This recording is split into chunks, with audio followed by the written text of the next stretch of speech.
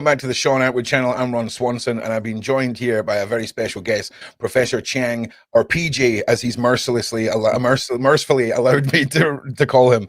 And we're going to be diving into secret societies and this overlying sort of tone that's come to the surface for years, but seems so prevalent this year, is their want to end the world as we know it. Now, does that mean destroy the ball in space? I don't really think so, but it feels like there is an awakening that we are trying to be misdirected from, or having our mindset skewed so that we see these oppressors as a savior. Who knows, right? But we're going to touch on that today. And PG, thank you so much for being here. Please introduce yourself to us before we get started. Yeah, so I'm PJ, Professor Jiang. I run a channel called Predictive History, in which I make geopolitical forecasts about the future. And I usually do historical analysis. So I look at major events in history and I try to apply their relevance to today.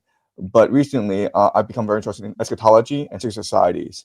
And so this is a new topic to me, and I think it's really relevant to what's happening today, especially the war in the Middle East. And so I'm really excited to be here to go deeper into this topic.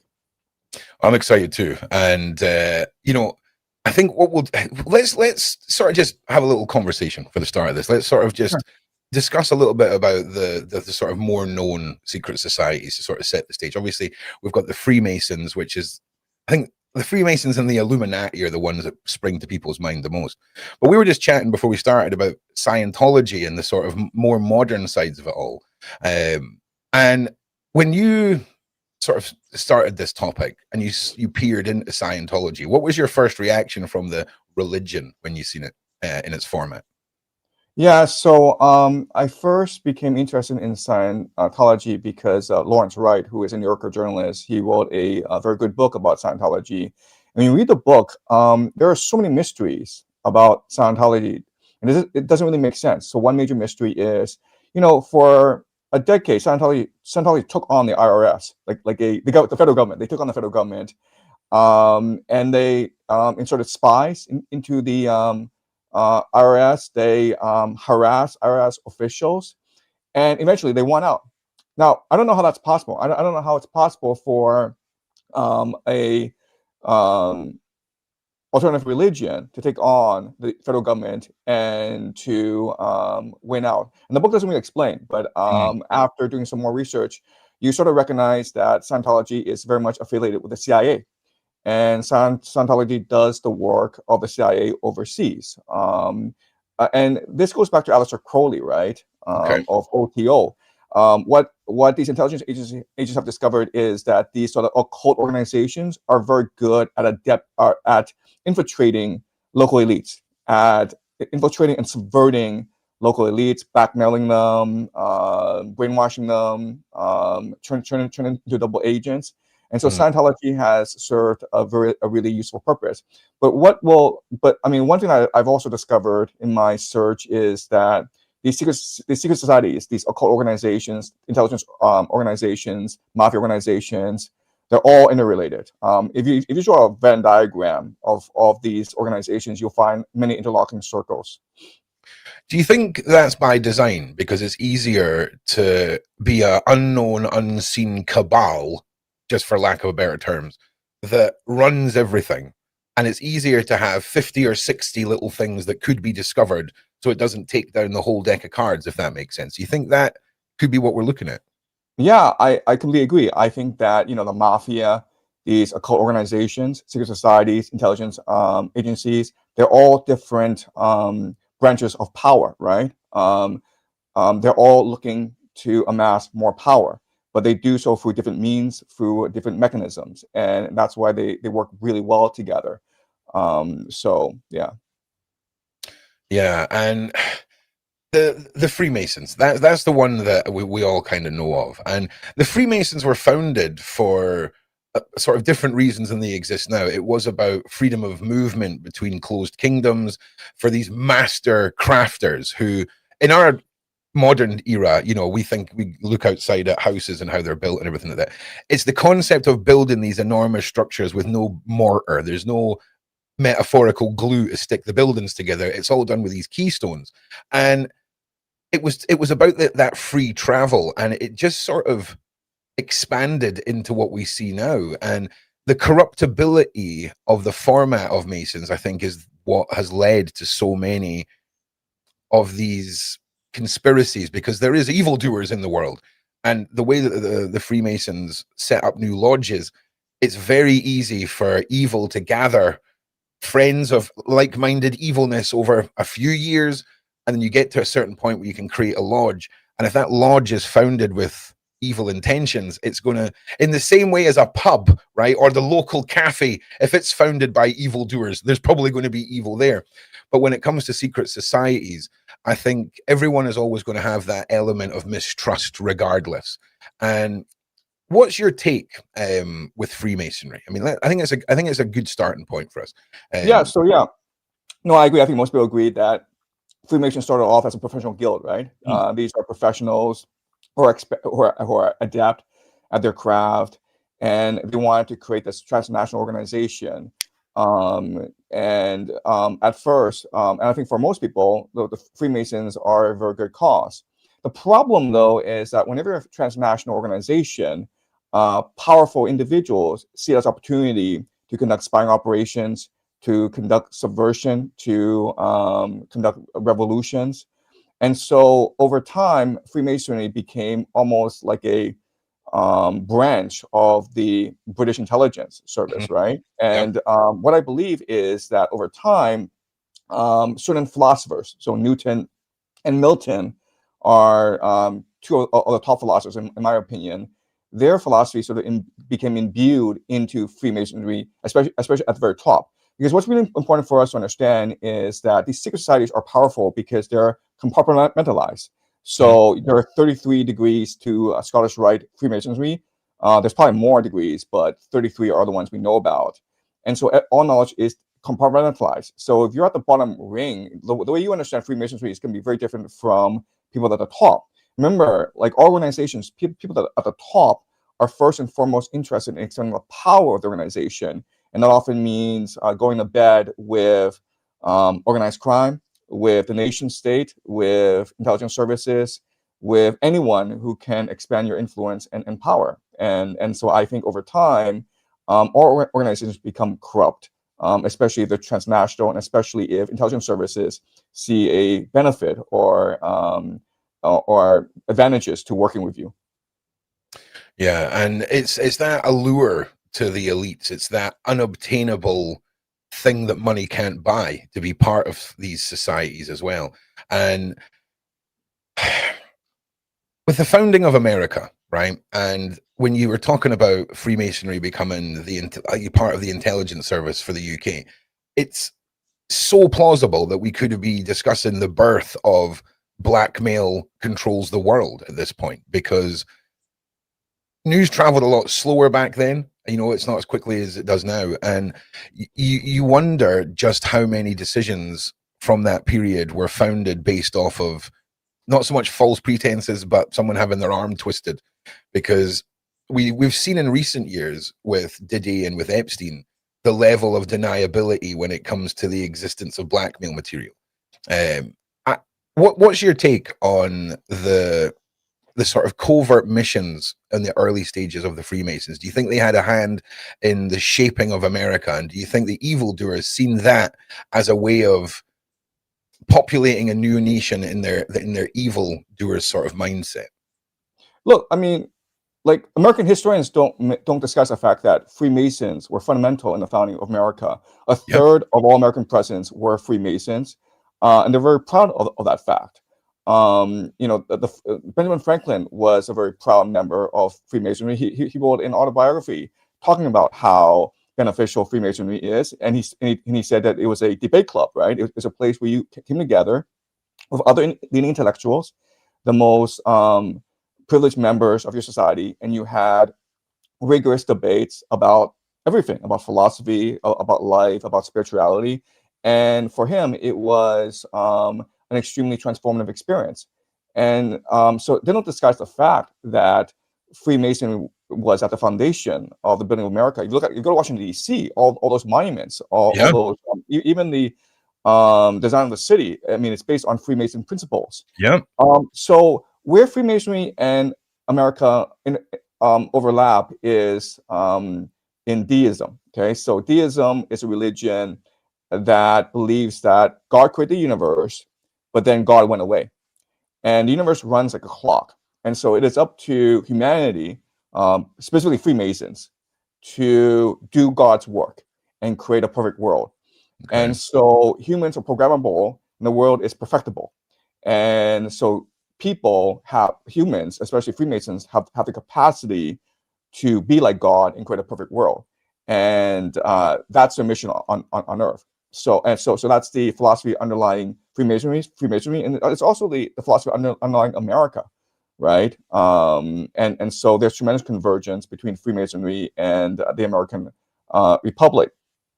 As to blackmail issue, I want to get this out of the way, Okay. because I think it's a very important concept to understand. Blackmail. Okay, what is it? Okay, so free secret societies have always been around. Okay, because secret societies, it's really a bunch of men swearing oaths together to accomplish a political goal together. Okay, so you go back to Teple, Kalahoyak, the Steppes people. Okay, they all had secret societies. The Vikings were secret societies. So secret societies have been with us all the time. The difference between today and previously is that before, people were religious. So if people came together and they had to swear loyalty to each other, they just swore to the gods, right? They made an oath to the gods that they would be bound together and they would fight together. And because people were God-fearing back then that's all you needed. You didn't have to do anything else, okay? But then with the Protestant Reformation, with the Enlightenment, with the Italian Revolution, God-fearing went away. And so now you have a problem, right? So how is it that when people come together, how can you trust other people? And the only solution in that instance is blackmail, right? Transgression. That's why you have Epstein Island, right? I mean, like, how else can you trust someone else? And also remember, the other thing is that these secret societies are in competition with each other. So you mentioned the Freemasons, but they're also the Jesuits. They're also the Serpentine Frankists. There's lots of different secret societies, right? And a lot of these individuals who are extremely powerful, they actually belong to different secret societies.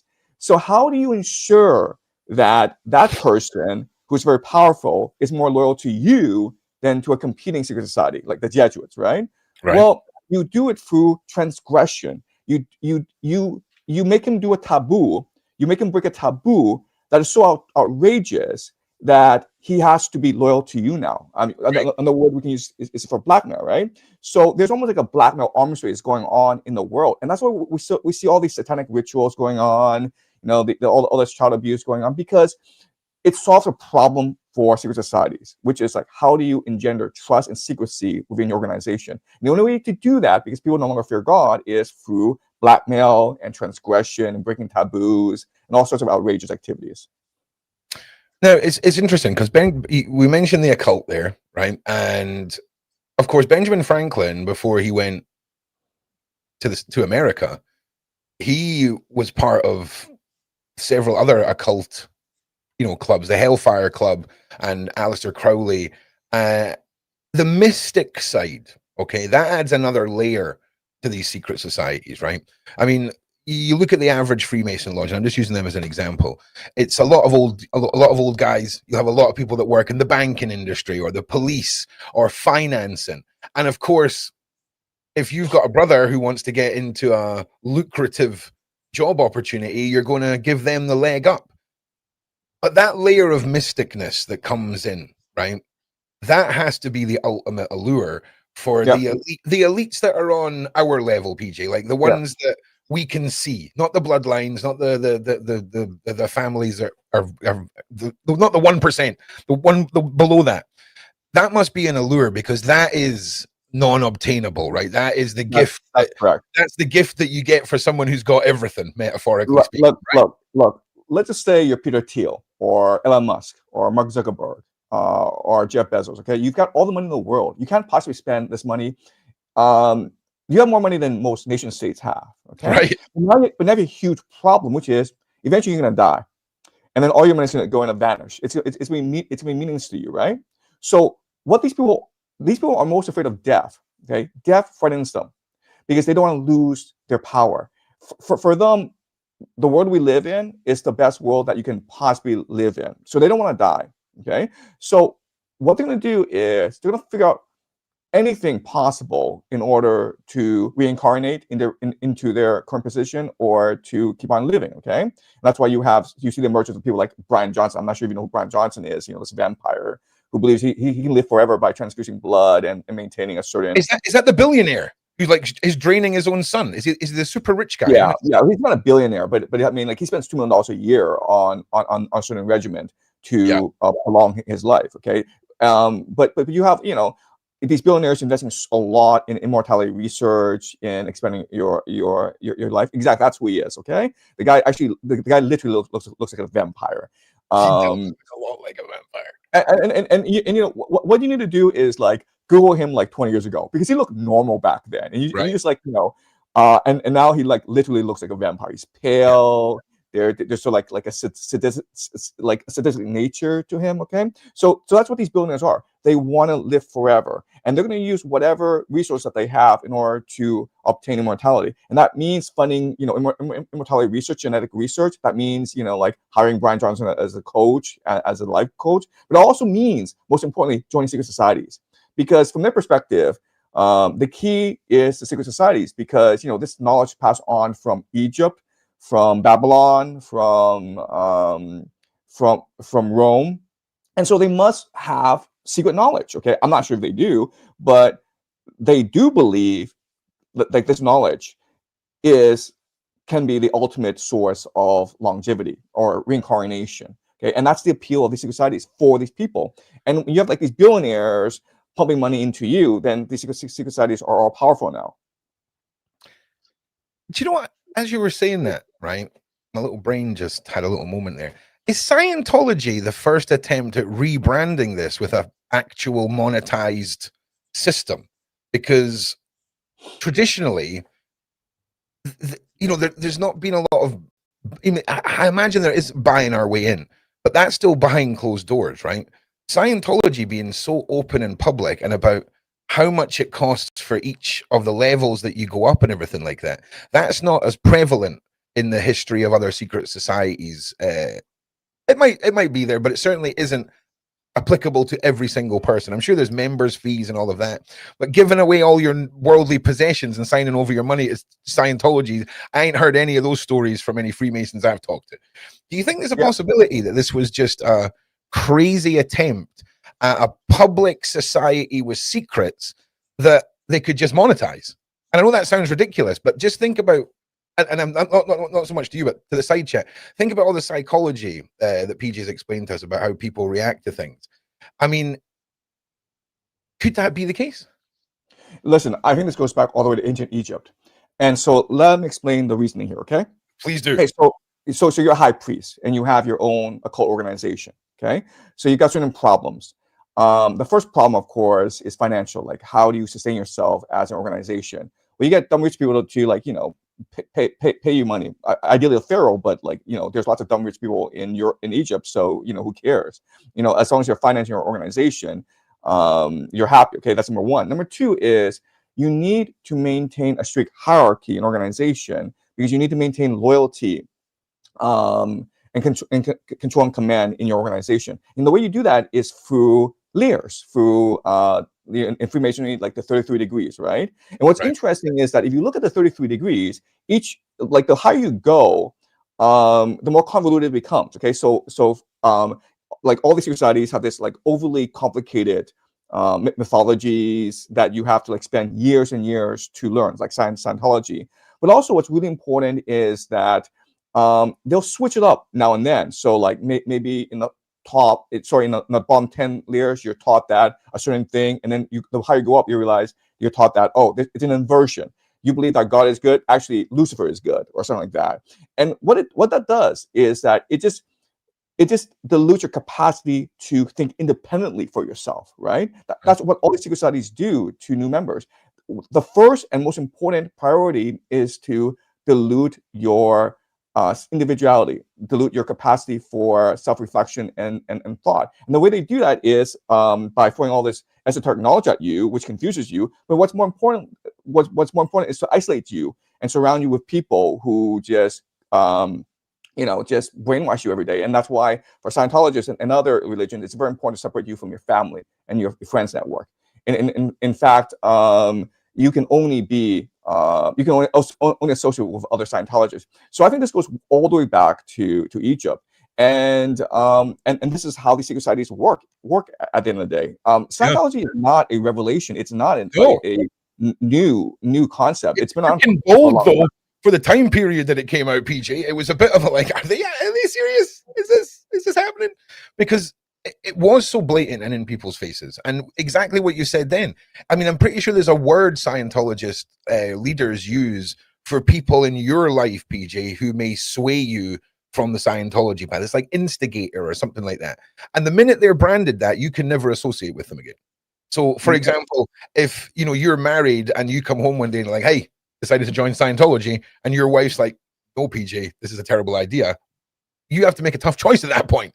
And when you talk about the isolation and the control, you can then see how ascending through one of these cults becomes your personality. It becomes the drive, and it defines who you are because you've been stripped away.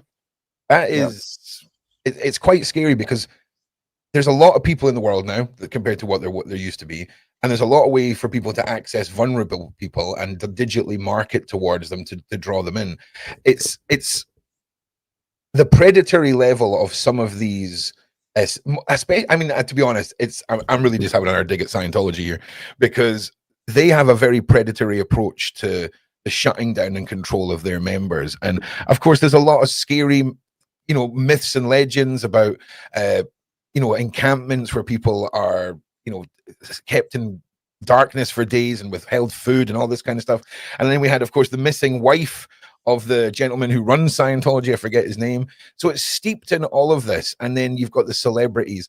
Do you think Scientology, I think they've been halted in their plans. I think that they expected Hollywood and celebrity to endorse it a lot more. Do you think that their grand plan is failing?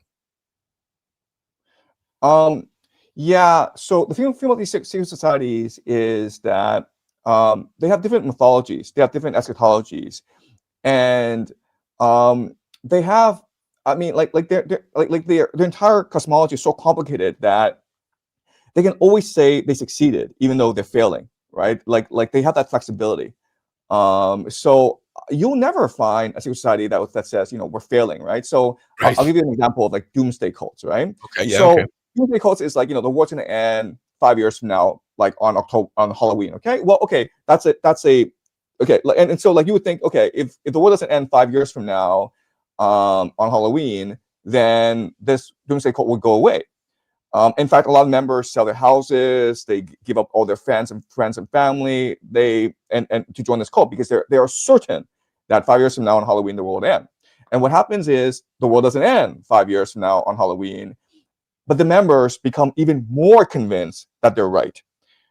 So Scientology, it's not about it's not really about ensuring that they succeed or having the predictions are proven correct. All they're focused on is brainwashing their members to the point where they are completely embedded into the organization. They've lost it. They're basically like zombies now. They've lost capacity for independent thought, and that's what these secret societies are very good at doing.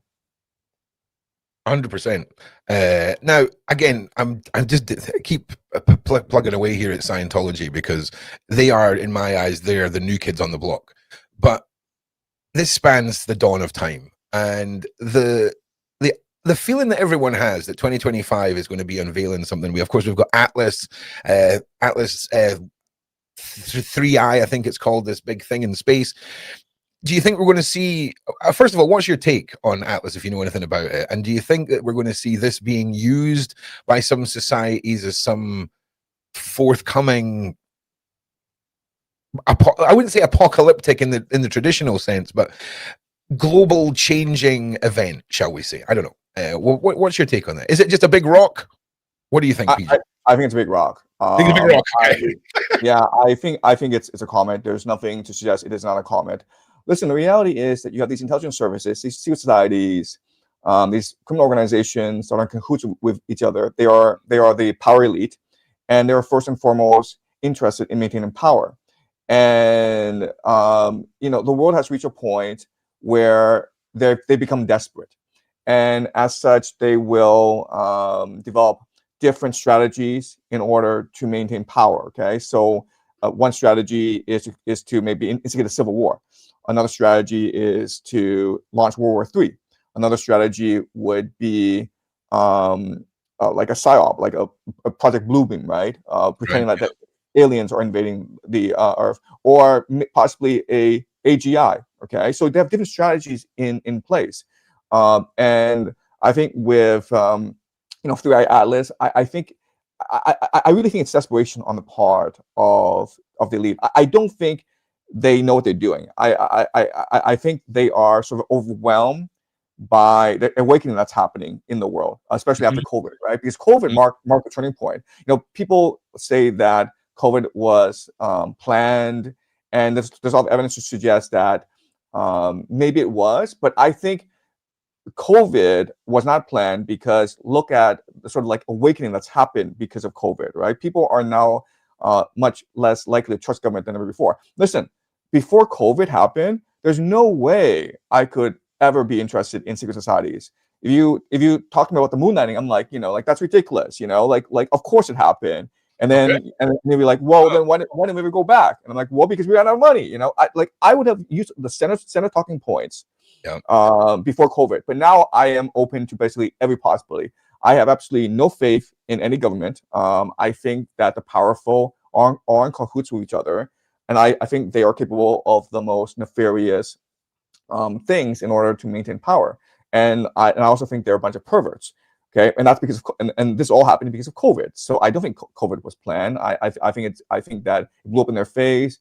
They took advantage of it financially, but at the cost of losing all Okay. authority and legitimacy. Do you know what? I totally agree with you.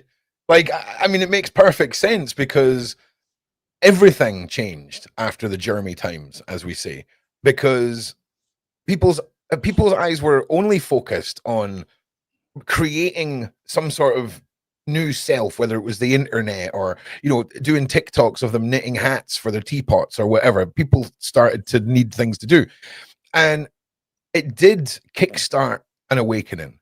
And are we looking at the panicked scramble of the global elites in the wake of that enlightenment? And is what we're seeing less of a well constructed plan, but a Hail Mary panic play? Because that's what I feel. I've been saying this for a couple of weeks now. I feel like everyone is panicky. I feel like the things that are happening and the things they're putting out there, oh, there is no Epstein files. Oh, Diddy's actually not a monster. Like, it doesn't make any sense. It doesn't make any sense.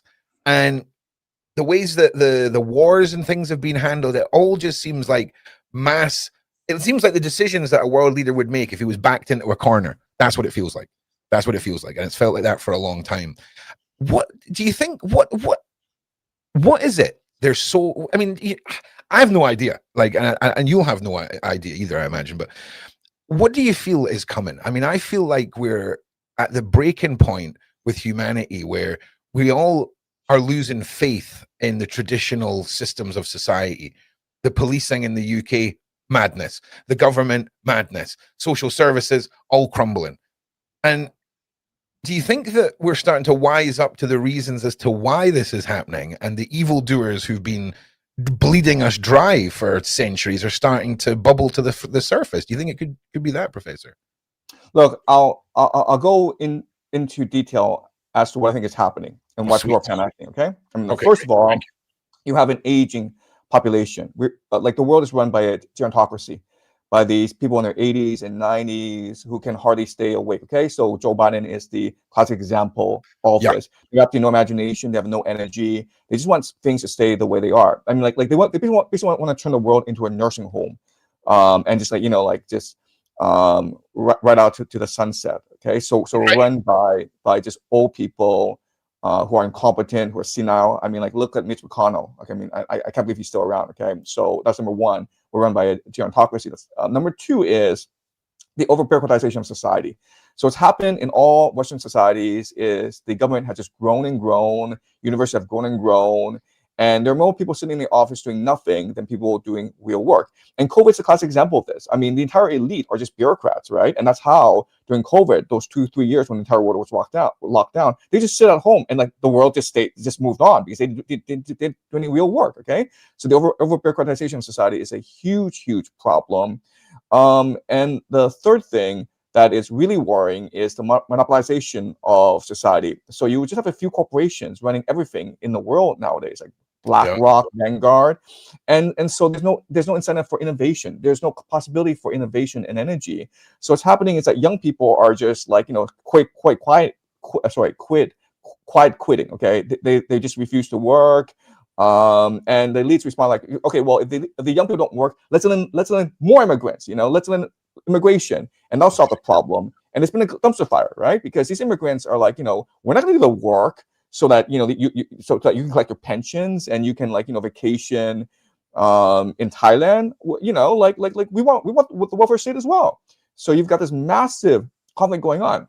So you've got the structural problems in the West created by the gerontocracy, by monopolization of resources, by over-bureaucratization of society, and whatever solution they come up with, okay, whether it's COVID lockdowns, whether it's immigration, whether it's war, just makes things worse and worse for them.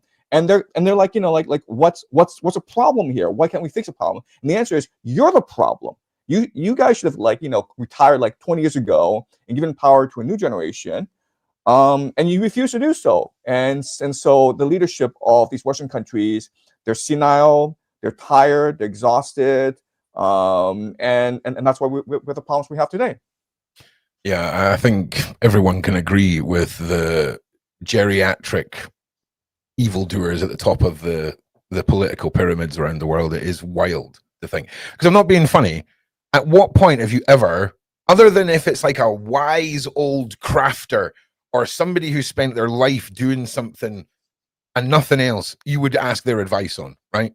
But Joe Biden doesn't look like the sort of person I'm sitting down to go over intelligent ideas with and then take his responses seriously.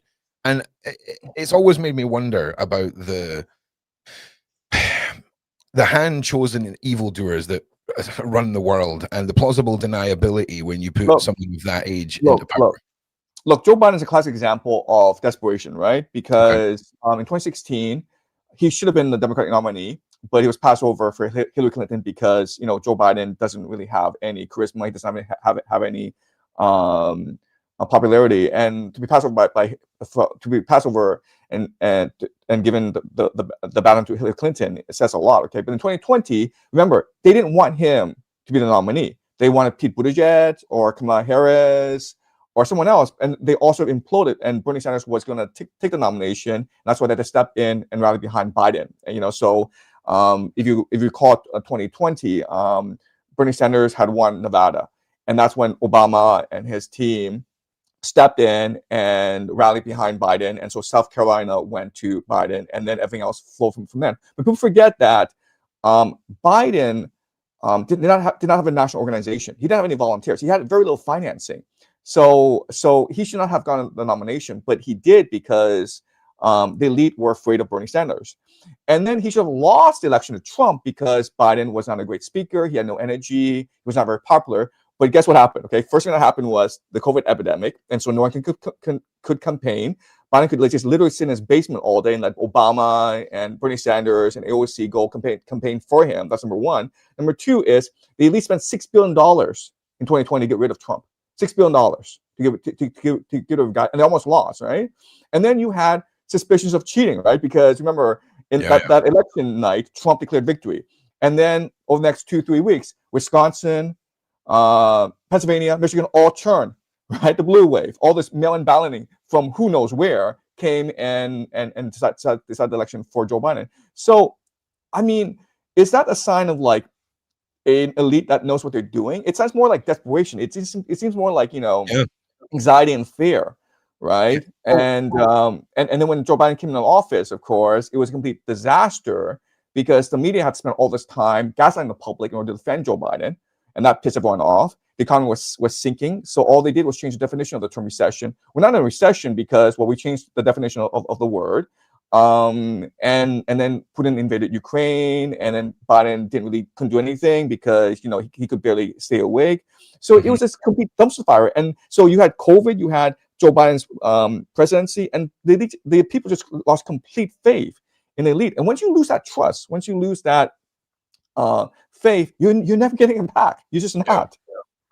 And of course, in this case, faith can lead to control, and that's their ultimate goal. And it seems like they were doing a really good job throughout time.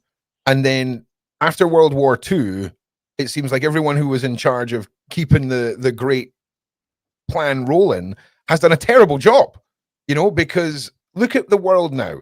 If it's much easier to keep your cattle calm and happy and grazing and producing for you, right, than to have them all in a panic and running around and freaking out and not being able to afford to live and all of this.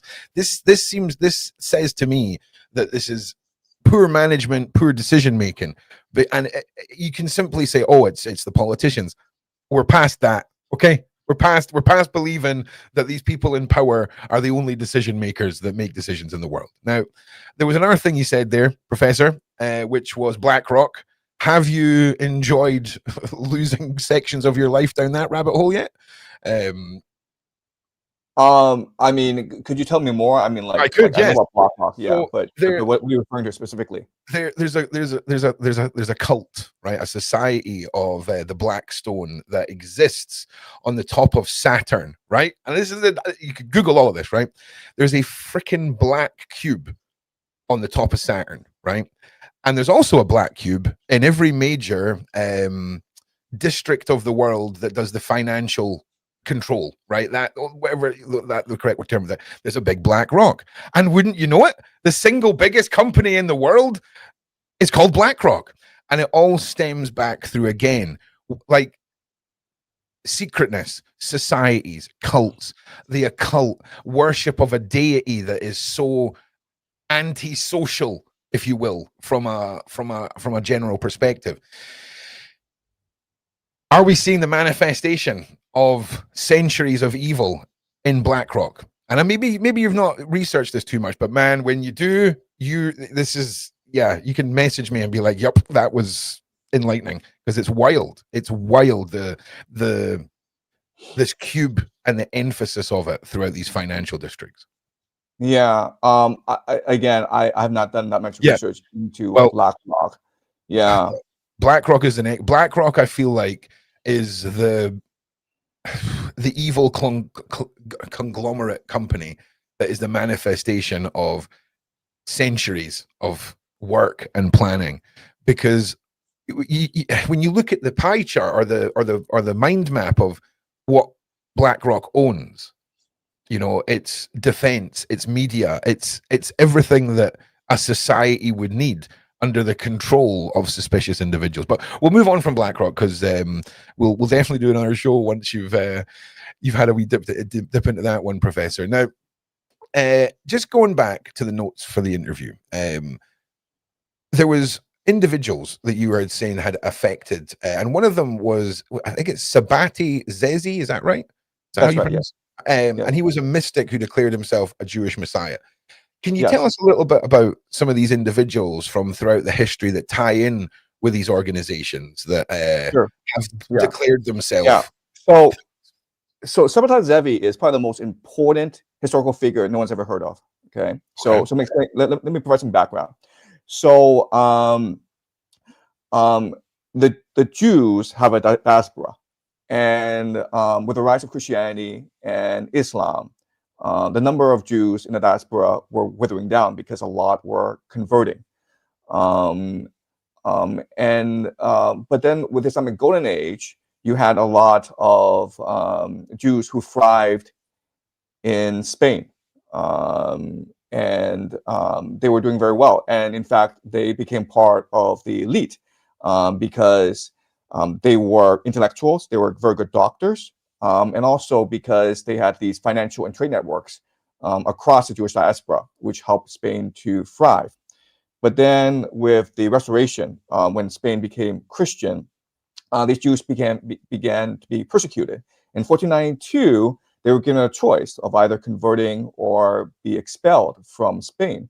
And, a lot were expelled. They went to the Ottoman Empire, but a lot did convert. And this created a crisis in the Jewish diaspora because in their religion, what's the number one commandment, right? Do not worship false idols, right? Do not worship false idols. You have to be loyal to Yahweh. You have to be loyal to God, or you'll be condemned for all of eternity. Now, the Jews believe that they are a nation, and their religion is one of blood. So what do you do when millions of your own people convert into a heresy, Christianity or Islam? And this created a huge problem in the Jewish diaspora. And in 1666, a Jewish Messiah emerged. His name is Sabtai Zevi. And he emerged because at that time, all of the Jewish diaspora was facing tremendous crises. So after Spain, a lot of Jews converged in the Polish Lutheran Commonwealth because it was very open and welcoming to Jews. But then because of war, a lot were being decimated, and a lot were being forced to convert as well. So it really felt like the end times to the Jews. And when the Jews think it's the end times, they know the Messiah is coming. So in 66, Sabbatai Zevi, who, as you mentioned, he is a Jewish mystic in the Ottoman Empire, he declares himself the Jewish Messiah. And at that time, a third of the Jewish diaspora, and so it could be as high as 1 million Jews. Okay, that's a lot. A third of Jewish diaspora believed he was a Messiah because people were so anxious, people were so desperate, and people were willing to follow him. But then what happened? Okay, and this is what we know historically.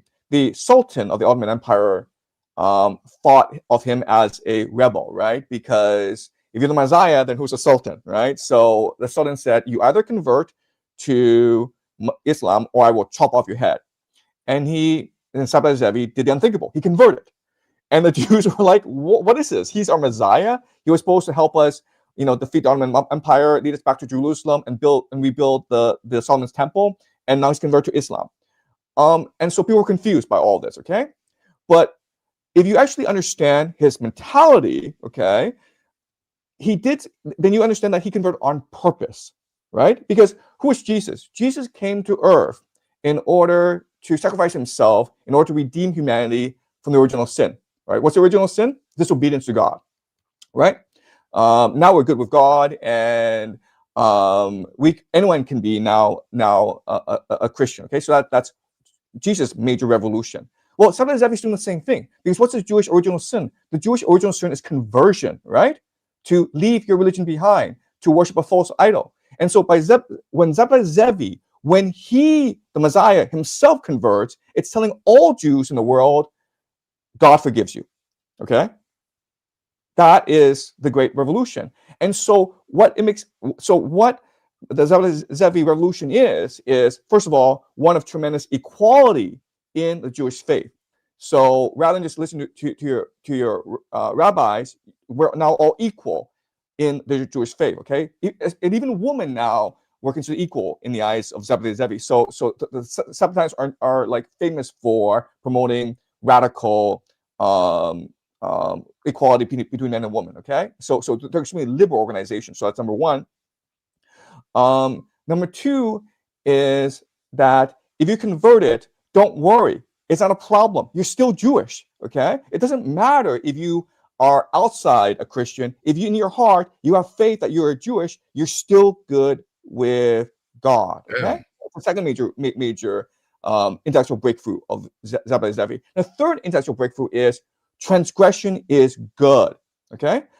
Transgression is good because as long as you have true faith in God, then God will forgive you always. But also, much more important is that sin, transgression, will lead to the Messianic age because it will break the world faster. Okay, so he was an accelerationist.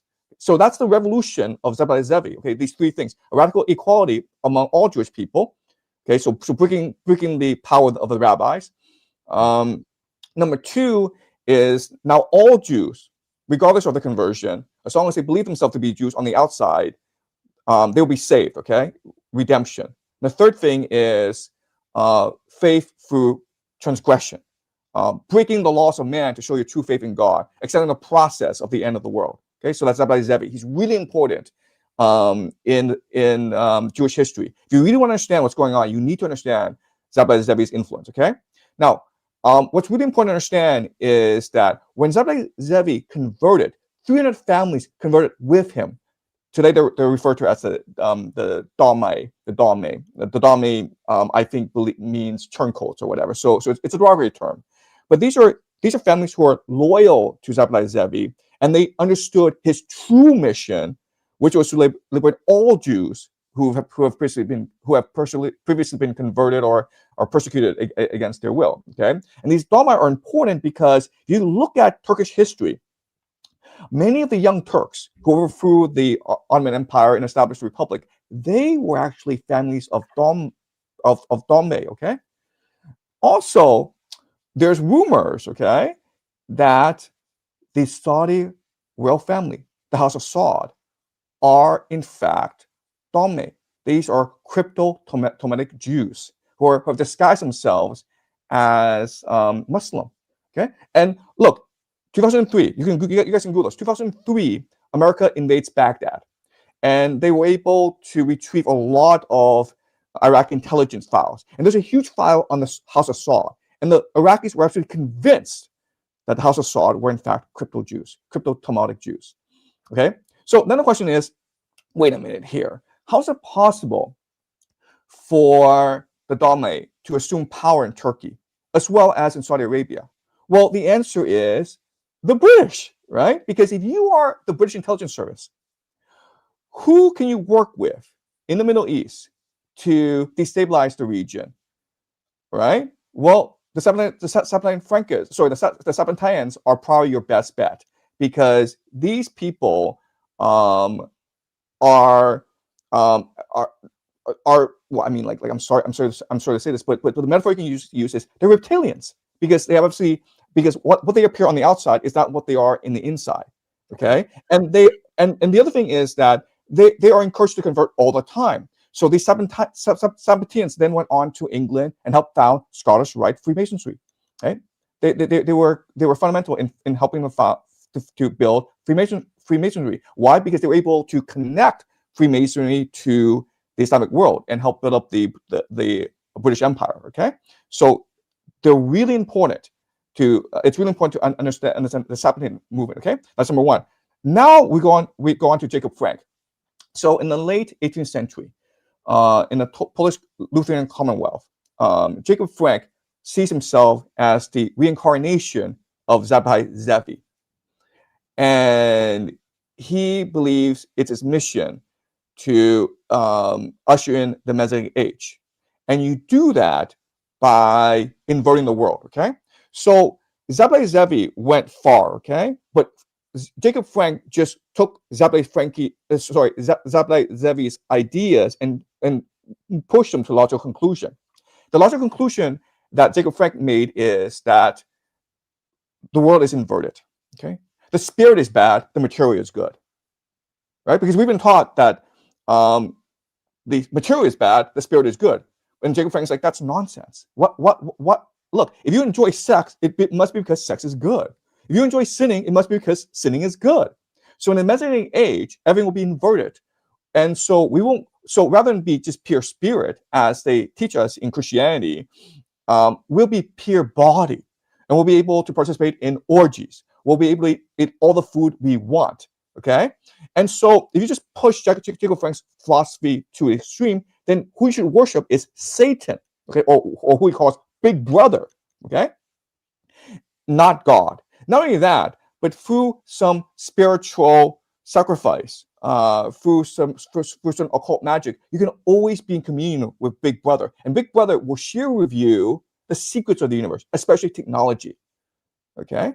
Now, what we know is that Jacob Frank, after he died, there were still lots of Frankists in the world. And what's really interesting is that the Jewish diaspora the elite, okay, the wealthy lawyers, the bankers, a lot of them were Frankists. Why? Because again, we talked about this, right? If you're wealthy, you want to believe in a material world. You don't want to believe in a spiritual world.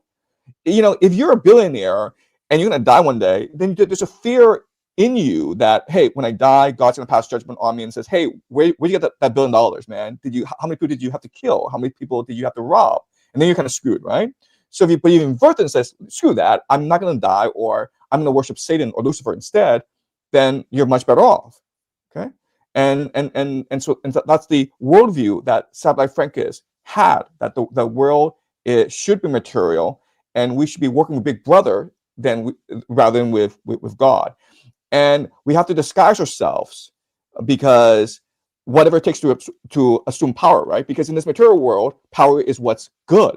You know that you're winning God's favor by becoming more wealthy, by becoming more powerful. Okay, and the Sabbatai Frankists, I mean, like the word we use is reptilian, right? They're lizard people. Yeah. They can convert to any religion that they want. And a lot of these Frankists convert to Catholic Church. So think about this: how the Sabbatai Frankists now are embedded in Freemasonry, and the Jesuits, in the Islamic order, in the Islamic world. They're like everywhere, and they're like this transnational organization that's just spreading their belief. And of course, after America was founded, they also came to America as well. And they are, they're an extremely influential group. And there's a lot of people who believe that the Sabbatai Frankists now control Israel. And the Sabbatai Frankists are also heavily embedded in the deep state. And a lot of these wealthy individuals that we see in the world today, they're actually Sabbatai Frankists.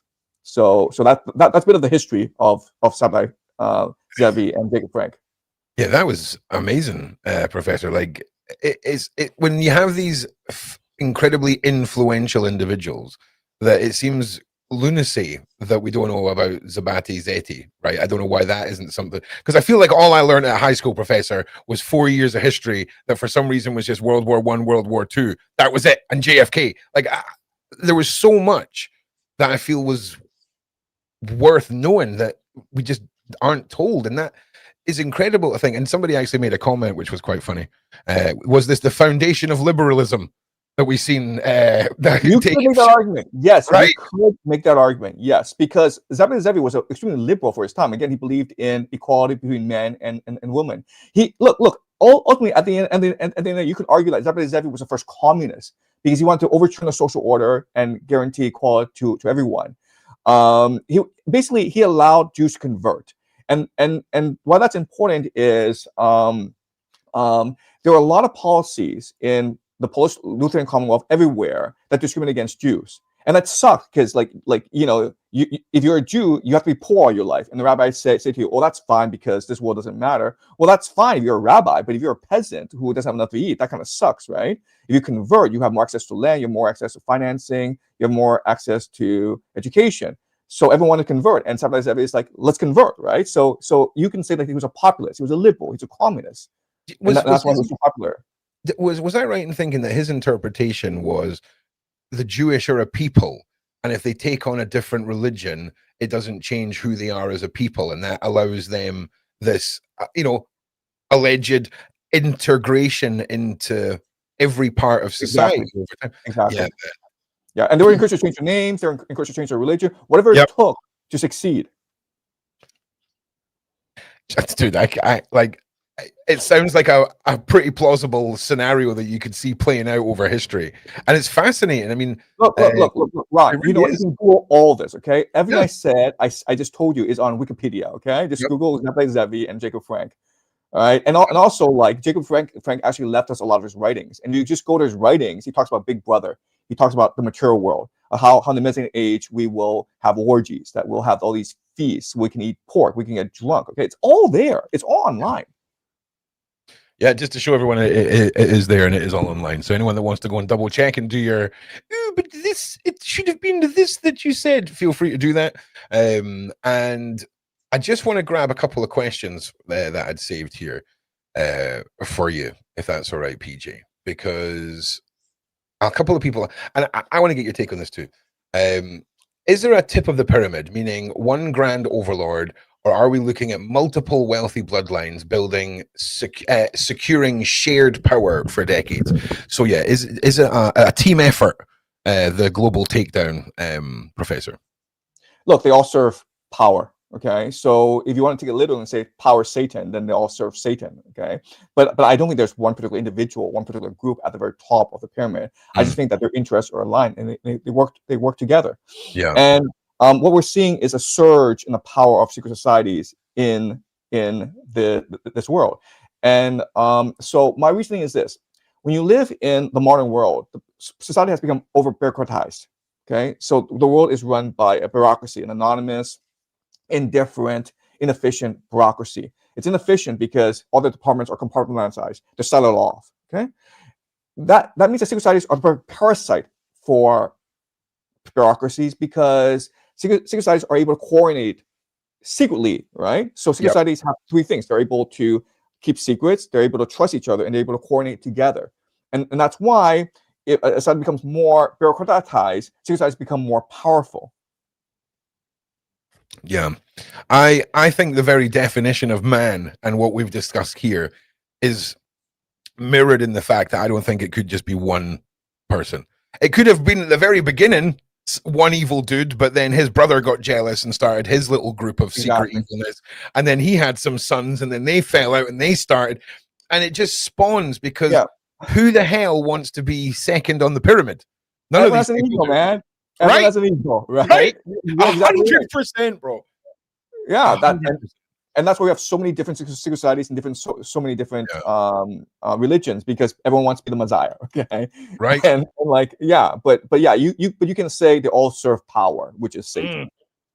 Power, money, self. What I mean, the lengths that we could go to with theories on the bloodlines and the cabals and the mystics and the lost knowledge that seems to be resurfacing now with is it a Bebli Teki that was in Turkey, right? That was that's right. Yeah, that's right. It was in Anatolia, which is now modern day Turkey. Yes. Yeah.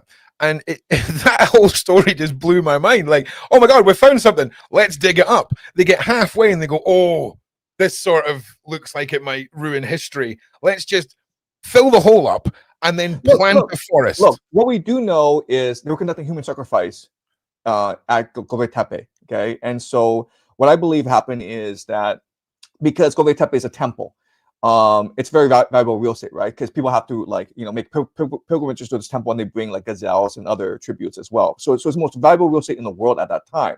So these different secret societies were competing against each other for dominance over the temple, and those who lost were sacrificed to the gods. Okay, and that's why if you keep on digging, you're gonna find a lot of human skeletons in Göbekli Tepe. But when has that ever stopped humanity from digging? Money, man. But money. Okay, right. Okay, I'm with you. But it seems a bit wild to fill it in and plant a forest over it. I mean, it kind of blows my mind a little bit that they didn't continue digging it up. And I think that when the people who are in power proactively try and shy away from unearthing anything historical, we've got to ask questions, because first of all, tourist revenue, first of all, okay? Who doesn't want that sweet tourist revenue dollar? So it's a weird one for me, that whole story. Now, forgive me, I can't remember the name, but there was allegedly a continent next to China, and the Great Wall of China, all of the towers face into China, not facing into the other way. And someone in the side chat will tell me, and these were the people who kept the knowledge of the Egyptians, and they were apparently wiped out. What's your take on Egypt, the pyramids, lost knowledge, people being able to move blocks of coral in Florida and build castles using sound and all this? What's your take on that? Yeah, so I'm not sure if you know the book by Julian James. But he wrote a book on the bicameral mind. Okay, and his argument is that the way that people's brains worked back then, in Egypt, in ancient China, are radically different from the way that our brains work today. Okay, so for James, the idea is that our minds are divided into the left hemisphere and the right hemisphere, right? And our right hemisphere, what it does is it's basically a receiver. It's a receptor for vibrations, for energy, for information from the universe. Okay, and we in the past we interpreted these vibrations to mean the gods. Okay, the gods are talking to us, or spirits are talking to us. And what our left hemisphere does is it translates these vibrations into actual conscious thoughts. Basically, using these thoughts to warp reality to fit our consciousness. Okay, if that makes sense. Okay, you have the right hemisphere and the left hemisphere. The right hemisphere is the receiver. The left hemisphere is the projector. Okay, so we are receiving the universe and we're creating the universe at the same time. And so that's the way that our brains work. Unfortunately, in the modern age, what we've done is we've suppressed the right hemisphere. We've taught ourselves not to believe in our hallucinations. Okay, so when people do psychedelics or when they have near-death experiences, okay, what they're really doing is they're releasing the right hemisphere, and so they're more in contact with the universal consciousness, okay, or whatever you call it, God or whatever. So because of the way that our brains are structured, we're not able to imagine how people did things back in ancient Egypt or China or ancient Greece. So look, the pyramids are impressive, but you know what's even more impressive? The Iliad and the Odyssey by Homer. If you just read the Iliad and the Odyssey, you're just like blown away. Like, how is it possible for this one guy to be able to conceive both the Iliad and the Odyssey? And his answer would be, well, I'm not the writer. I'm just the scribe. It is the gods, who articulate their ideas to me, and I just write it down like on their behalf. Okay. That's so. I think that in ancient times, people back then were much more imaginative. Their minds were much more fluid, much more dynamic. They were able to see things in their heads that would boggle us today. So, for example, if you looked at the Polynesians, they're able to navigate the Pacific by themselves, just using their brains, okay? Not computers, just they're able to process all this information, including the position of the stars, including the wind movement, including the tidal movement, including the movement of animals, everything together, just in their one, just using their brains, okay? So I just feel as though we've gotten like a lot dumber over the centuries. Is that simple? Professor, that is exactly how I mean, not the well-spoken 5 minutes before your closing statement there, but that's exactly how I summarized it. We just outbred the smart humans, right? Like we just overpopulated themselves with us.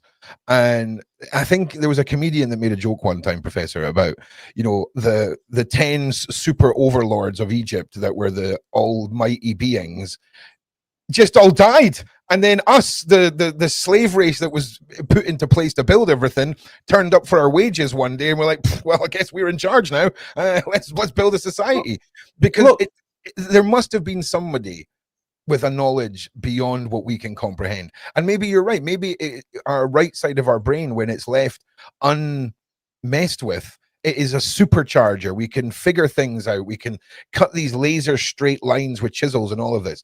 Is there any room in your mind for interference in our path as a species? Anything that we could summarize as otherworldly or other dimensionally or anything like that? Are you of the mindset that we've been interfered with as a species from a force out with our knowledge? So I'm not really sure what the question is. Okay, I can rephrase. Yeah, well, a lot of people believe that whether it's biblical, whether it's spiritual, that we have been molded, and even science can't understand how some of the chromosomes have developed over time and things like this from evolution. And I just want. So you're referring to the Anunnaki, right? Sure. Yeah. Okay. Let's go with that. Let's go with it. Let's stick with the narrative. Let's go with the Anunnaki. Yeah. Sure. I mean, like, so I said all the history, and there's really nothing about human evolution that surprises me. I can explain pretty clearly how we got from like Göbekli Tepe to like Freemasonry to the 700 Frankists to today. But I mean, like, I don't believe that we are just material beings. I believe that our minds are just receptor for the consciousness of the universe. So I believe in mind over matter. I believe that the universe is first and foremost conscious, and that we are the receivers for this consciousness, but we interpret it in our own particular way. So you could make the argument that yes, the Anunnaki, the Nephilim, they do exist, but more as interdimensional spirit beings Yeah. that have impacted us. And I believe that this world that we live in, it's a struggle between the material and the spiritual, between mind and matter, between those who want power and those who strive for love. And that's just the history of humanity. That's what I believe. And it seems as though the people in power, they've won because they have transhumanism, they got AI. We're all addicted to porn and ChatGPT and on our iPhones. But if you look at the grand arc of human history, we're extremely resilient, we're extremely imaginative, and we'll find a way out of this mess that we're in. Yeah, that's well said. I think one couple more little points from the audience here was this was just posted just now. Do you have any books that you would recommend to the side chat that they could delve into, PJ? I would read Iliad and Odyssey. I mean, and I would read it with understanding that Homer is being literal, okay? Because Homer talks about these gods controlling human emotions. And when I first read the Iliad and the Odyssey, I sort of discounted it, like the gods. But if you just take it literally and say, listen, our minds are literally being influenced by the gods every day, by these outside forces, then I think it's a much more powerful read. So I would read it using Julian James' framework of the bicameral mind, that our right brain, our right hemisphere, it is receiving information, instructions from the gods, and our left brain is processing it into our everyday reality. And then if you read the Iliad and the Odyssey, you're like, well, this makes a lot more sense. Like Homer was literally channeling the gods when he wrote this book. See, it blows my mind because it kind of feels like what we're talking about here is the battle between science, material, and control over spiritual, inner knowledge and free thinking. I mean, it feels like the control over every aspect of our mind seems to be the end goal on this global plan. It's simple when it's the Freemasons, or it's a society you've joined. But when it's a society you live in, that's when people's eyes, I think, are starting to open. Look, I think science was invented for us, right? I think science was invented to brainwash us into behaving like robots, like slaves. It was to delete the magic, Professor. If science exists, exactly right. It's to remove the blind faith from wonder. Like people at the very top, they're occultists, man. Like I think Newton was an occultist. Mm-hmm. He was not a physicist. He was not a scientist. He was an occultist. He spent most of his time studying alchemy. He spent most of his time trying to figure out how the Bible revealed the mind of God. That's what his profession was. That's what his passion was. He was trying to figure out the spiritual aspects of the universe. And the idea that Newton was this atheist and was this rational physicist doing the scientific method, that's just a complete lie. And it's something that we use to brainwash kids today. Wow. Damn. Honestly, I keep you just repeatedly blowing my mind throughout this entire conversation, PJ. I'm not going to lie. It's been an absolute incredible conversation. And I listen, I would love to hear what you've got coming up. What's going on with PJ? Where can people be finding what you're working on and your latest projects and things like that? Yeah, so I have a YouTube channel called Predictive History, and so I just upload my history classes onto the channel. And what I do is I just go through the course of human history and try to figure out patterns, cause and effect. So something I've been doing for the past hour. So if you're more interested in hearing about my historical analysis, then that's the place to go. My YouTube Predictive History channel. I also have a Substack. And my Substack is more geopolitical analysis. So my other big thing is I make geopolitical predictions. So I predict that this war in the Middle East will flare up again. Eventually, the United States will go to war with Iran.